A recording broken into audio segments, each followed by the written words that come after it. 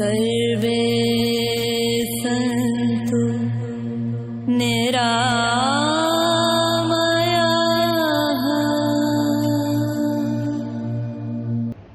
मित्रों नमस्कार। कर्म पे ये तीसरा वीडियो है।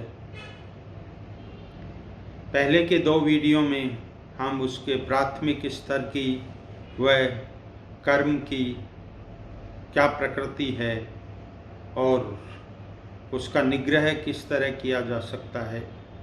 आज हम बात करते हैं कर्म की भयावहता, विविधता, उसकी रहस्यमयता, उसकी रोचकता और उसकी यथार्थता। गुरु वशिष्ठ से पंडित ज्ञानी, शोध के लगन धरी, सीता हरण मरण दशरथ को वन वन विपत्ति पड़ी। गुरु वशिष्ठ जैसे ज्ञानियों ने रामचंद्र जी के राज्याभिषेक का जो लगन या जो समय निर्धारित किया, उसके बावजूद सीता का हरण हुआ, दशरथ का मरण हुआ और वन वन में राम जी को विपत्ति पड़ी। लेकिन राम जी ने अपने इस वनवास को या अरण्य प्रस्थान को, गमन को किस तरह लिया। राजीव लोचन राम चले तजी बाप को राज बटाऊ की नाई, कि राजीव लोचन राम जी तो इस सब की परवाह ही नहीं कर रहे हैं। उन्होंने तो अपने पिता का राज इस तरह से त्याग दिया जैसे कोई मेहमान बटाऊ किसी के घर से प्रस्थान करता है। ये फर्क है लीला व प्रपंच में। अवतारी या महापुरुषों के जीवन चरित्र को लीला कहा जाता है। वह साधारण मनुष्य अपने कर्मों में लिप्त होने के कारण प्रपंच में फंस जाता है और पुनः पुनः अपने कर्मों का निर्माण करता है, वह अन्य नए प्रपंच रचता है। भगवान श्री कृष्ण कह रहे हैं कि न माम कर्माणि लिम्पन्ति न च मैं कर्म फले स्पृहा, इति माम यो अभिजानाति कर्म भीर ने स बद्धते। भगवान श्री कृष्ण कह रहे हैं कि कर्म मुझे लिप्त नहीं करते, क्योंकि उन कर्मों के फलों में मेरी लालसा ही नहीं है। मुझे इस भांति जान लेना, वह भी कर्मों के फलों से नहीं बनता है। जो मुझे इस भांति जान लेता है उसकी भी कर्मों के फलों से मुक्ति हो जाती है। प्रारब्ध तो मुक्त पुरुषों को भी भोगना पड़ता है, यानी कि जिन कर्मों का अपने जीवन में या जिन कर्मों की निर्जरा के लिए हमें यह मौजूदा वर्तमान जीवन मिला है, उसे तो पूर्ण करना ही पड़ेगा। लेकिन कुछ स्थितियां अपवाद स्वरूप हो सकती हैं। उस स्थिति को चेतना की सप्तम भूमिका भी कहते हैं।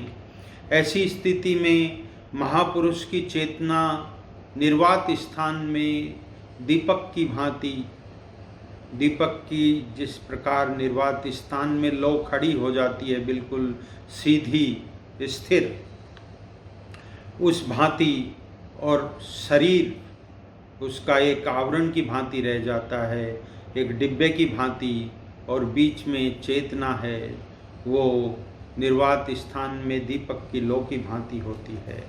इस स्थिति में से महापुरुष को कोई च्युत नहीं कर सकता, अर्थात विचलित नहीं कर सकता, वह अडिग रहता है। और यहाँ देहा अभिमान कि मैं शरीर हूँ, ये भाव एक पल को भी नहीं आता। यह अखंड समाधि है। अखंड समाधि चलती है चेतना के इस आलोक में। जड़ शरीर जो है चूल्हे के नीचे उतारे हुए तवे की भांति धीरे धीरे अंतिम रूप से 21 दिन में पूर्ण रूप से ठंडा हो जाता है, और फिर व्यक्तिगत चेतना जो है वो समष्टि चेतना में यानी परमात्म चेतना में मिल जाती है।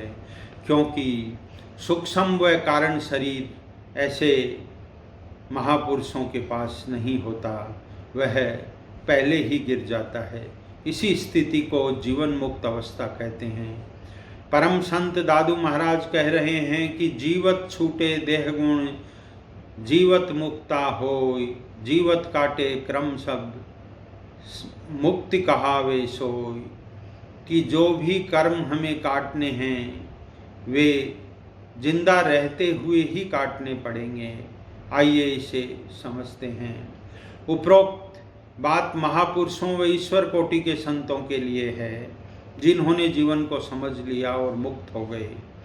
अब हम बात करते हैं उनकी जो यात्रा पर तो निकल चुके हैं मगर मंजिल पर नहीं पहुँचे, रास्ते के किसी मकाम या यात्रा के किसी पड़ाव पर रुके हैं। उनके बारे में भगवान ने स्वयं कहा है, उनके कर्मों का क्या होगा। तो भगवान कहते हैं कि कौन्तेय प्रति जानी ही न में भक्त है प्रणश्यति, कि मेरा जो भक्त है अर्जुन, समझ लो कि उसका विनाश बिल्कुल भी संभव नहीं है। इससे पूर्व भी भगवान ने छठे अध्याय में योग भ्रष्ट योगी की तरह, जिसे हम अधूरा योगी भी कह सकते हैं, कि जो आत्यंतिक प्रयास हैं और इन प्रयासों के बावजूद भी उसे उस जन्म में मुक्ति नहीं मिलती है, इससे पूर्व ही अगर शरीर छूट जाता है तो फिर ऐसे योगियों का क्या होगा, अगले जन्म में यात्रा कैसे होगी, पूर्वाजित मंजिल से आगे कैसे बढ़ा जा सकता है।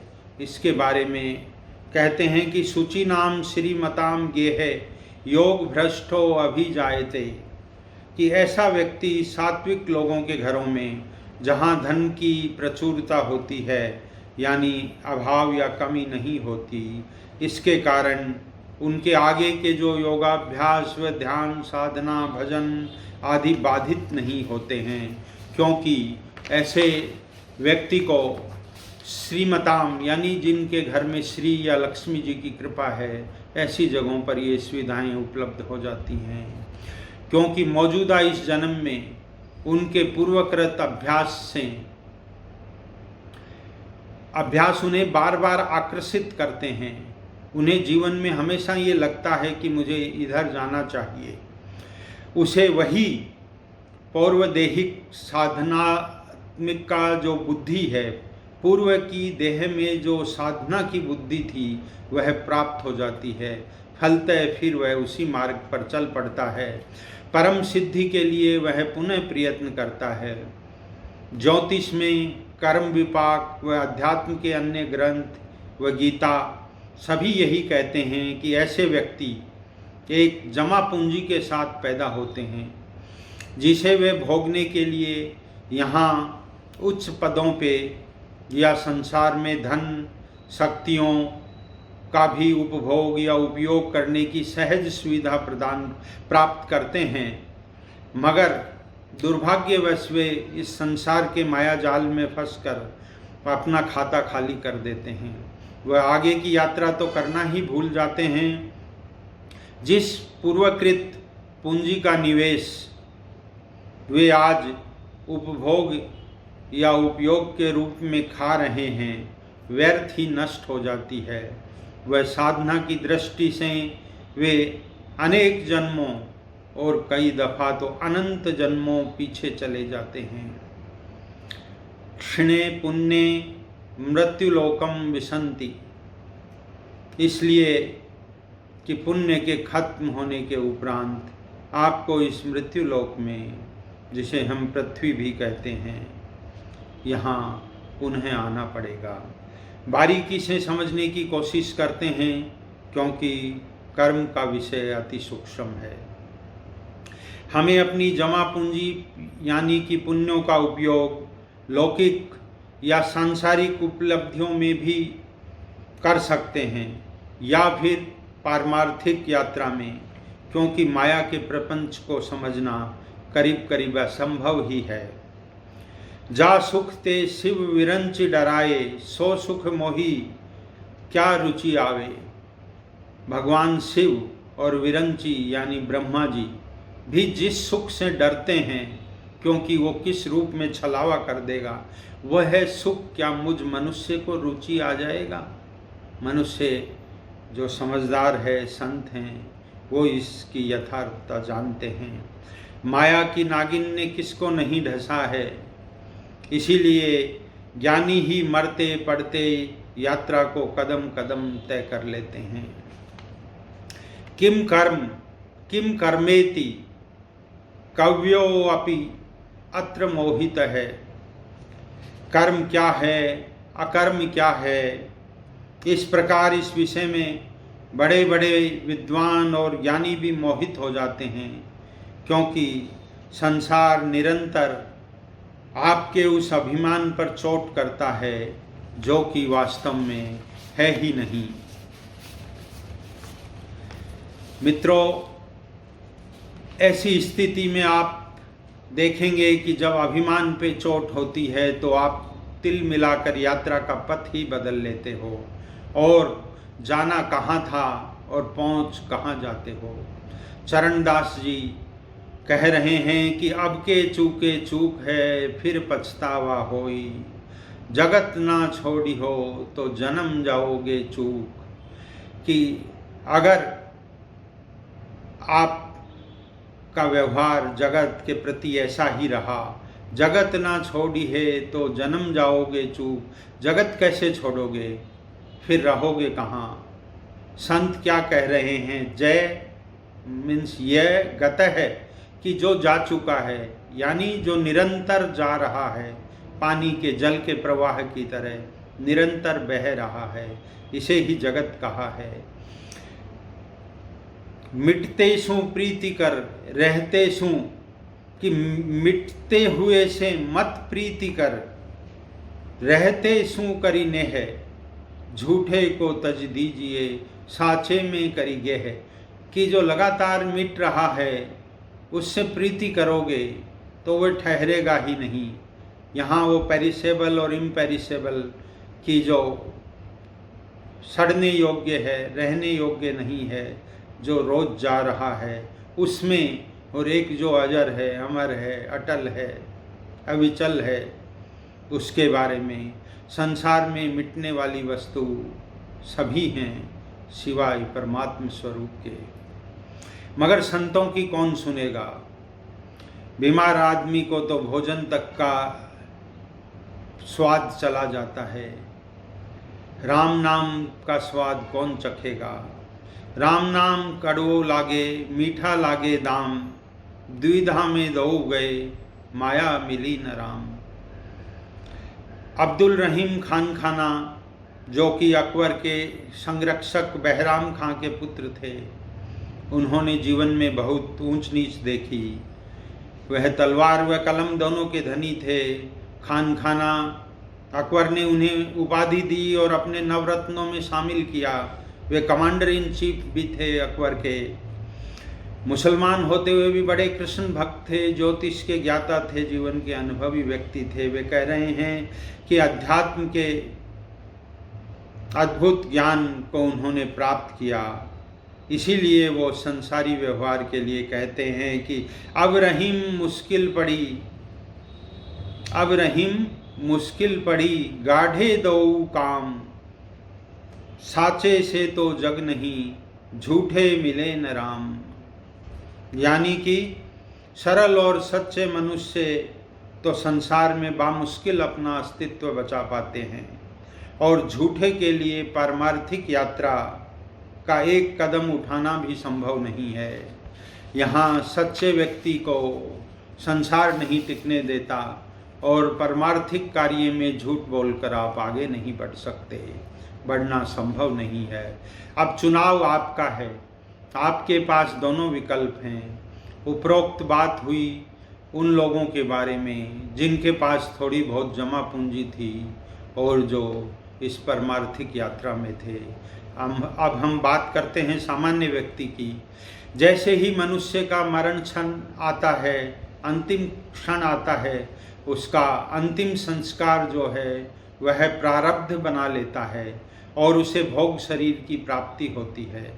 ये वैसे ही है जैसे घास पर रेंगने वाला एक कीड़ा पहले एक तिनके को पकड़कर तब अपने मुंह वाले पहले तिनके को छोड़ता है, वैसे ही जीव पुनः नए शरीर को छोड़ता है। जीव के कारण यानी कि कारण शरीर जिसे कॉजल बॉडी कहते हैं और सूक्ष्म शरीर जिसे सटल बॉडी कहते हैं, ये दोनों शरीर तो रहते ही हैं, मात्र यह स्थूल शरीर जो अभी मानव का है, ग्रॉस बॉडी, यह छोड़ने के बाद में भोग शरीर प्राप्त कर लेता है। अर्थात पूर्व की भांति अभी भी उसके पास फिर तीनों शरीर, त्रिविध शरीर रहते हैं, पहले स्थूल, सूक्ष्म और कारण, और अब मृत्यु उपरांत प्राप्त हो गए उसे भोग, सूक्ष्म और कारण शरीर। भोग शरीर भी वास्तविक रूप से भौतिक ही है, सिर्फ स्थूल की भांति दृष्टिमान और भारी नहीं है। प्रचलित जो शब्द है भूत, उसका मतलब भी यही होता है कि अभी भी उसका भौतिक अस्तित्व है, शरीर का अभी भी भौतिक रूप है, अभी भी जीव तीनों गुणों में रहता है। इस स्थिति में भी वह माया के राज्य में ही है, वह गुणातीत नहीं हुआ है, गुणों के बाहर नहीं गया है, त्रिगुणात्मिक प्रकृति के बाहर नहीं होता है। भोग शरीर की अच्छी स्थिति जिसे हम स्वर्ग कह सकते हैं, वहाँ वह अच्छे भोगों का आनंद ले सकता है। बुरी स्थिति जिसे हम नरक कहते हैं, यातनाओं को भोगता है और पुनः पंच भौतिक शरीर के लिए पृथ्वी पर अपने आप को उपस्थित कर देता है। अर्थात साक्षात मृत्यु भी आपको कर्मों के बंधन से नहीं छुड़ा सकती है। कर्मों की निर्जरा मात्र कर्मों के द्वारा ही होगी, अन्य कोई रास्ता नहीं है। जीवत छूटे देहगुण, जीवत मुक्ता होय, जीवत काटे क्रम सब, मुक्ति कहावे सोय। कि जीवत ही देहगुण छूटेगा, जीवत ही आप मुक्त होंगे, जीवत ही आपके कर्मों को काट सकते हैं, जीवत ही आप मुक्ति पा सकते हैं। दादू छूटे जीवता, मुआ छूटे नहीं। दादू महाराज कहते हैं कि जो कुछ छूटेगा यहाँ जिंदा रहते हुए ही छोड़ सकते हो, मृत्यु उपरांत यह भी संभव नहीं है। मृत्यु के पश्चात चाहे देवता का ही शरीर क्यों न मिले, आप मात्र उसके फल भोग सकते हैं। इसीलिए संतों ने मनुष्य योनि को सबसे परम योनि कहा है, देव दुर्लभ कहा है, देवताओं को भी उपलब्ध नहीं है। और पुण्य की समाप्ति पर क्षीणे पुण्य मृत्युलोकम विसंति, फिर इसी मृत्युलोक में आना है। पृथ्वी पर अपने कार्मिक जीवन की शुरुआत कर सकते हो, कर्मों के बंधन से नहीं छूट सकते। इसीलिए संत इसे सोने की हथकड़ी कहते हैं और नरक वालों को लोहे की हथकड़ी में जकड़ा हुआ, मगर बांधती तो दोनों ही हैं। संत और योगी इन दोनों से बहुत ऊपर हैं।